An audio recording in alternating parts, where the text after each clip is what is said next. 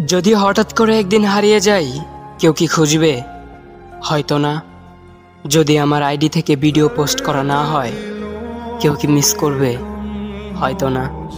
ইনবক্সে মেসেজ আসবে কিন্তু সিন হবে না, রিপ্লাই পাবে না, পরে থাকবে ওইভাবেই। কেউ কেউ হয়তো অপেক্ষায় থাকবে, এই বুঝি আসলো অনলাইনে।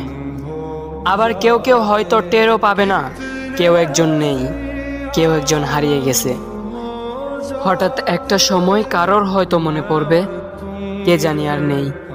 কষ্ট করে নামটা সার্চ করবে, পুরনো ভিডিওগুলো দেখবে আর ভাববে হুট করে কোথায় চলে গেল। আবার কেউ কেউ হয়তো একদিন দুই দিন না পেয়ে ফ্রেন্ড লিস্ট থেকে আনফ্রেন্ড করে দেবে। যখন আমি থাকবো না, তখন আমার স্মৃতি কারোর মনে পড়বে, হয়তো পড়বে, আবার হয়তো পড়বে না। তবে হারাতে হবে, হারাতে হয়, হারিয়ে যাওয়াই নিয়ম।